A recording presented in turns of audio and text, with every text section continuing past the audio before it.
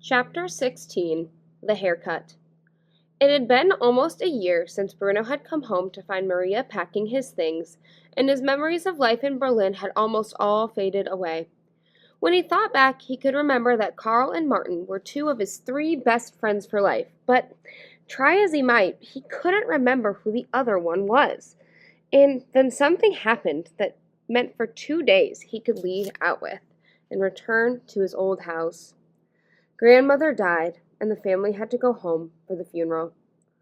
While he was there, Bruno realized he wasn't quite as small as he had been when he had left, because he could see over things that he couldn't see over before.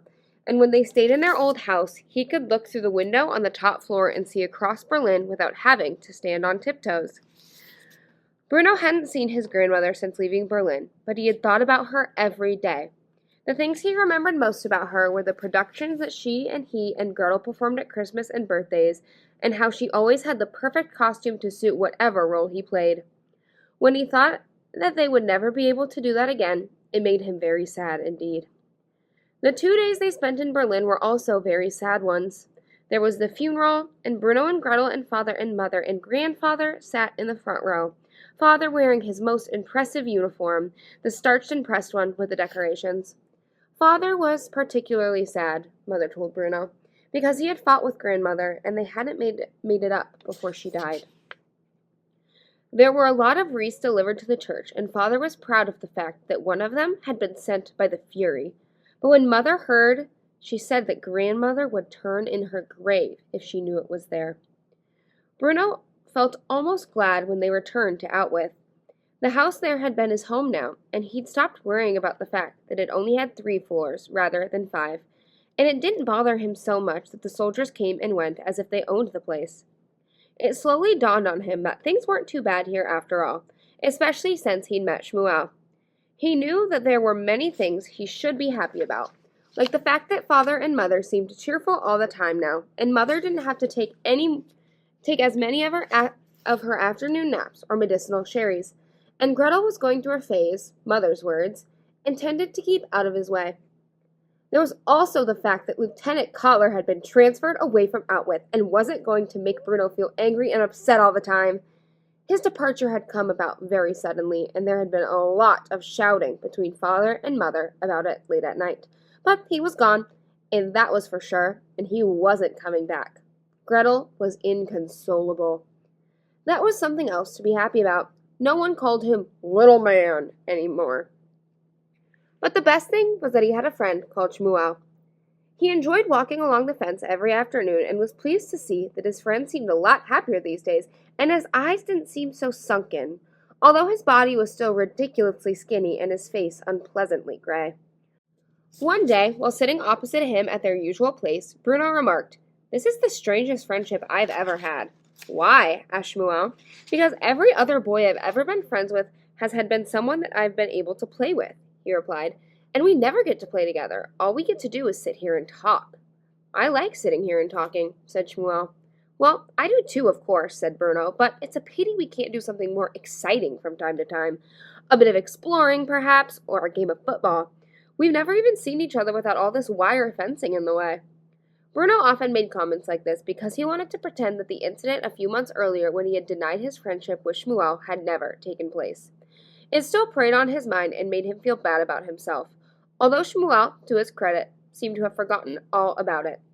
"Maybe someday we will," said Shmuel, "if they ever let us out." Bruno started to think more and more about the 2 sides of the fence and the reason it was there in the first place. He considered speaking to Father or Mother about it, but suspected that they would either be angry with him for mentioning it or tell him something unpleasant about Shmuel and his family. So instead, he did something quite unusual. He decided to talk to the hopeless case. Gretel's room had changed quite considerably since the last time he had been there. For one thing, there wasn't a single doll in sight. One afternoon, a month or so earlier, around the time that Lieutenant Kotler had left Outwith, Gretel had decided that she didn't like dolls anymore and had put them all into 4 large bags and thrown them away.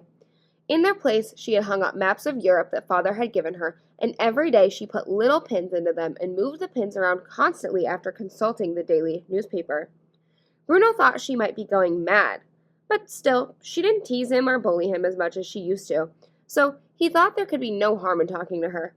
Hello, he said, knocking politely on her door because he knew how angry she always got if he just went in. What do you want? Asked Gretel, who was sitting at her dressing table experimenting with her hair. Nothing, said Bruno. Then go away. Bruno nodded but came inside anyway and sat down on the side of the bed.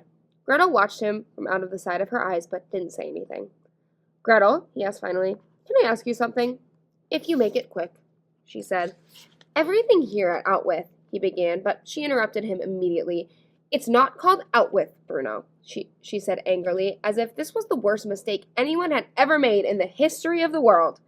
Why can't you pronounce it right? It is called Outwith, he protested. It's not, she insisted, pronouncing the name of the camp correctly for him. Bruno frowned and shrugged his shoulders at the same time. But that's what I said, he said. No, it's not. Anyway, I'm not going to argue with you, said Gretel, losing her patience already, for she had very little of it to begin with. What is it anyway? What do you want to know? I want to know about the fence, he said firmly, deciding that this was the most important thing to begin with. I want to know why it's there. Gretel turned round in her chair and looked at him curiously. You mean you don't know? She asked. No, said Bruno. I don't understand why we're not allowed on the other side of it. What's so wrong with us that we can't go over there and play?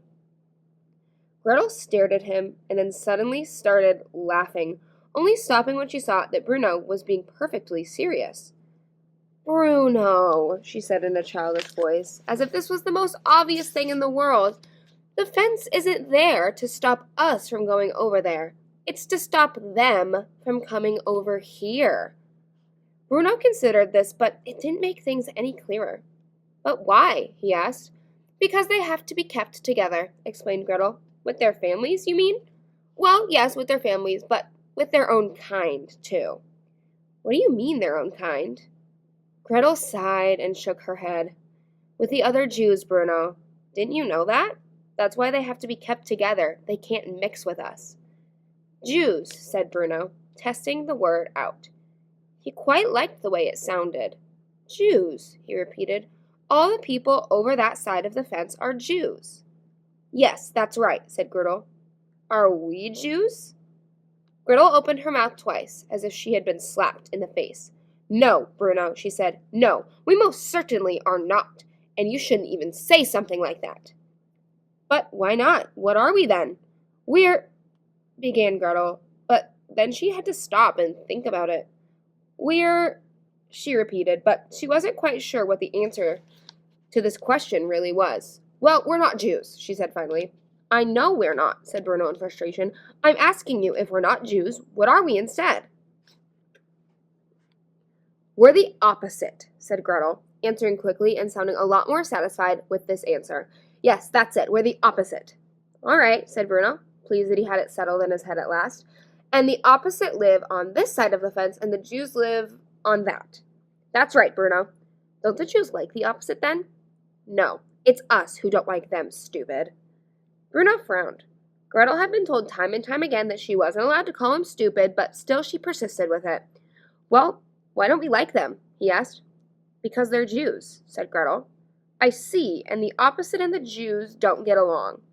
No, Bruno, said Gretel, but she had said this slowly because he had discovered something unusual in her hair and was examining it carefully. Well, can't someone just get them together? And Bruno was interrupted by the sound of Gretel breaking into a piercing scream, one that woke Mother up from her afternoon nap and brought her running into the bedroom to find out which of her children had murdered the other one.